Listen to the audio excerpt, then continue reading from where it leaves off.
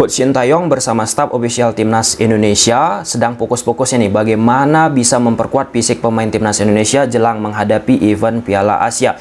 Lawan yang akan dihadapi oleh Indonesia nantinya bukan kaleng-kaleng lagi. Tentu salah satu faktor yang akan membedakannya seberapa sanggup nih pemain Timnas Indonesia berjuang sepanjang 90 menit di atas lapangan. Di saat Coach Sintayong bersama staf officialnya menggenjot fisik dari pemain Timnas Indonesia, beredar di media sosial salah seorang pemain Timnas Indonesia tertangkap kamera sedang mencoba akan mengonsumsi mie instan. Ketika berita tersebut beredar, penikmat sepak bola Indonesia, pecinta sepak bola Indonesia mempertanyakan sikap disiplin yang dimiliki oleh pemain timnas tersebut, dan akhirnya Sintayong bersama staf official menegur pemain tersebut. Selain kita membahas soal fisik stamina pesepak bola yang ada di Indonesia, kita juga akan membahas resminya Zai Ajas menjadi warga negara Indonesia. Sebelum lebih jauh, aku nggak pernah bosan-bosannya untuk ingatkan teman-teman, ketika teman-teman tonton video ini, jangan lupa tekan tombol like-nya. Dan aku pun mengucapkan terima kasih sebesar-besarnya kepada teman-teman yang sudah selalu setia kalau menonton kanal YouTube Tommy Deski, menekan tombol like secara terus-menerus. Pelatih fisik Timnas Indonesia, Coach Shin Sang-yu, berdasarkan website resmi PSSI melontarkan beberapa statement soal fokus latihan fisik yang dimiliki oleh pemain timnas sekarang. Pertama, salah satunya adalah memperkuat otot-otot kecil. Dalam waktu yang diberikan ini kami memaksimalkannya supaya dapat hasil yang sempurna. Dua, dalam waktu singkat ini, memang sulit juga untuk meningkatkan powernya langsung. Tetapi memang otot-otot kecil yang dikembangkan akan berdampak ke stamina pemain sekarang. Ketiga, saat ini stamina mereka sangat kurang. Penguatan ini sangat penting, tetapi pemain punya potensi baik. Maka dari itu kita latihan gym terus-menerus. Ini bukan kali pertama ketika pemain-pemain dipanggil ke Timnas Indonesia. Maka salah satu hal yang disoroti oleh Sintayong dan staf officialnya, fisik, stamina dari pemain Timnas Indonesia. Ini pelajaran, pekerjaan rumah bagi klub Liga 1 Indonesia, bagaimana bisa mengembangkan, bisa menjaga fisik pemain timnas ataupun pemain sepak bola yang ada di Indonesia. Selain fisik, tentu gizi yang dimiliki oleh pemain tersebut.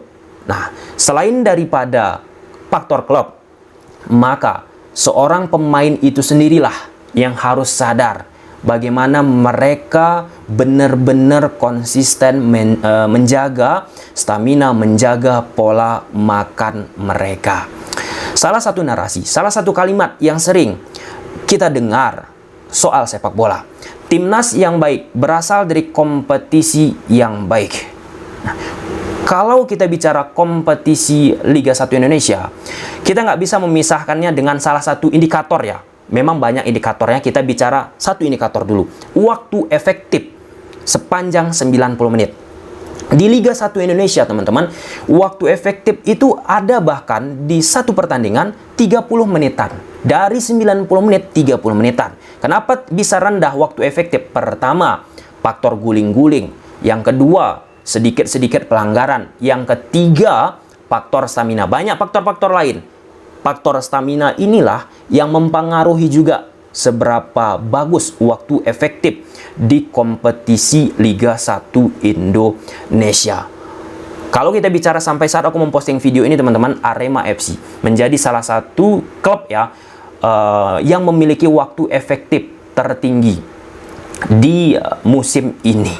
Sampai di satu pertandingan, teman-teman, ada 50 bahkan 56 menit waktu efektif. Bola itu terus bergulir. Ketika bola itu terus bergulir, maka butuh yang namanya stamina. Persija juga oke waktu efektifnya, Persib juga oke waktu efektifnya, dan kita harap semua klub-klub Liga 1 Indonesia bersama-sama untuk bisa memperbaiki intensitas, memperbaiki salah satunya waktu efektif yang kita bahas tadi. Ketika kita bicara waktu efektif yang rendah di Liga 1 Indonesia, klub-klub lain pun aku perlu garis bawahi, teman-teman, ntar salah ngomong pula.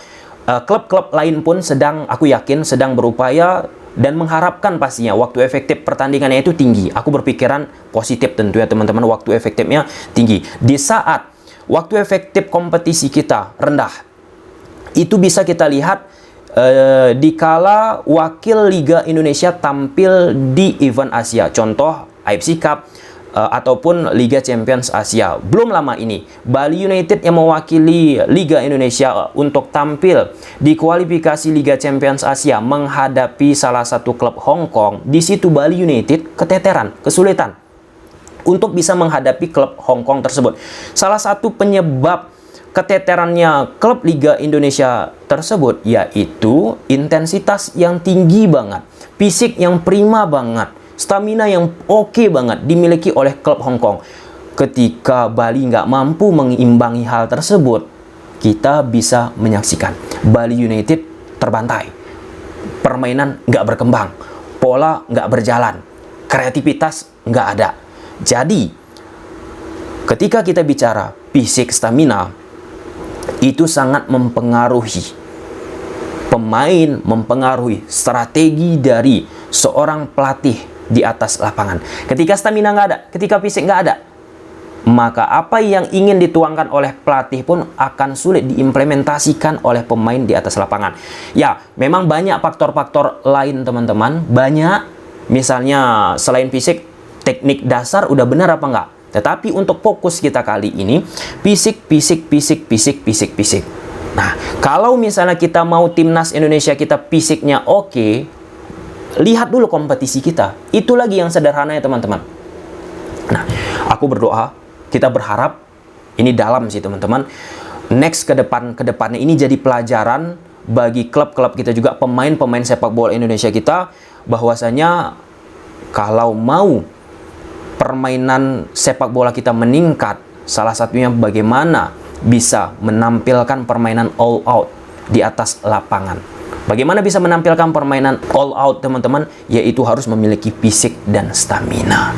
Jadi aku nggak kaget ketika Coach Shin Tae-yong sering mengkritisi hal tersebut bersama staf ofisialnya teman-teman, karena ini sangat berpengaruh terhadap sistem yang dimainkan oleh Coach Shin Tae-yong yang sudah kita ulangi berkali-kali, disampaikan oleh Bang JJ, translator dari Coach Shin kepada aku.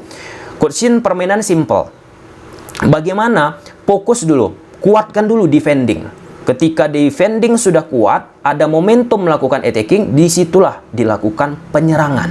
Nah, ketika kita bicara defending, maka butuh banget yang namanya stamina. Nah, ketika stamina nggak ada, maka akan sulit untuk bisa kita menerapkan apa yang diinginkan oleh Coach Shin Tae-yong. Soal polemik makan mie instan, soal polemik makan A, B, C, D tidak disiplin yang dilakukan oleh seorang pemain teman-teman, biarlah itu menjadi introspeksi oleh pemain tersebut. Aku yakin pemain yang sudah ditegur, pemain yang sudah tertangkap kamera sedang mencoba mengonsumsi mie instan, itu akan menjadi pelajaran berharga.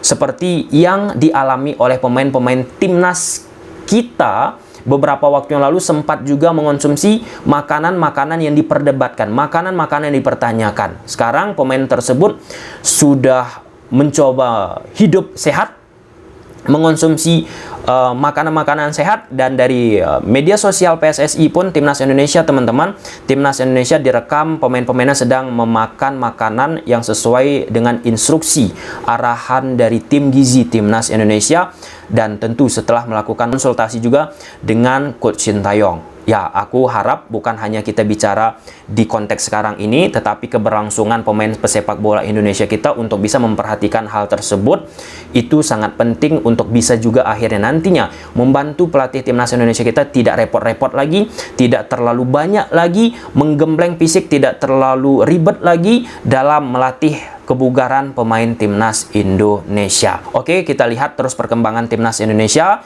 selama training center, dan itu terus akan kita update. Dan yang terbaru, Coach Shin mencoba melakukan passing-passing pendek yang tujuannya mengoptimalisasikan permainan orang ketiga, yang di next video akan kita bahas. Yang kedua, salah seorang pemain diaspora ataupun pemain keturunan, yaitu Jay Edges, resmi menjadi warga negara Indonesia. Tentu ini angin segar, dan ini pun sebenarnya menjadi perdebatan lagi. Aku nggak mau memunculkan perdebatan sih, kenapa akhirnya pemain belakang lagi yang dilakukan oleh Coach Shin Tae-yong, karena itu sudah pernah menjadi topik bahasan kita. Aku harap teman-teman scroll video itu, pembahasan kenapa akhirnya Jay Edges, kenapa pemain-pemain belakang direkrut. Tadi juga sudah aku singgung sih di pertengahan video ini soal filosofi, soal prinsip yang dimiliki oleh Coach Shin Tae-yong, bagaimana kuat dulu defending, sudah kuat defending, baru mencoba melakukan attacking.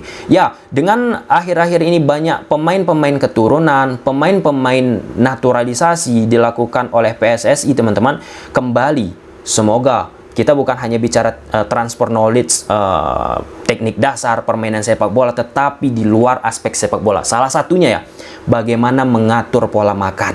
Nah, di salah satu podcast, Sandy Walsh sudah katakan melihat pemain timnas Indonesia terlalu banyak mengonsumsi coklat. Dan Sandy Walsh langsung menegur, itu nggak baik, sesekali boleh. Nah, dalam momen itu sudah terjadi transfer knowledge, transfer pengetahuan dari Sandy Walsh terhadap pemain-pemain timnas Indonesia. Semakin banyak nih pemain-pemain diaspora, aku harap dari menu makanan, dari menu menjaga kebugaran, itu pun bisa diserap oleh pemain-pemain timnas Indonesia kita. Sederhana gini teman-teman, kalau iklim kita bagus, kalau lingkungan kita bagus, vibes-nya positif, disiplin, makanan-makanan sehat, maka pemain-pemain yang sebelumnya belum begitu konsisten memakan makanan yang sehat, maka mereka pun pasti sedikit banyaknya akan terikuti. Ada rasa nggak enak, wah lihatnya pemain seperti misalnya Sandy Walsh ataupun pemain-pemain lain yang makanannya kayak gitu, sedangkan aku kayak gini. Muncul tuh rasa nggak enakan, apalagi semakin rutin misalnya pemain-pemain yang masih mentoleransi makanan-makanan yang tidak sehat. Oke, gimana menurut teman-teman soal stamina dan Jay Adjust? Coba silahkan tulis di kolom komentar. Bye.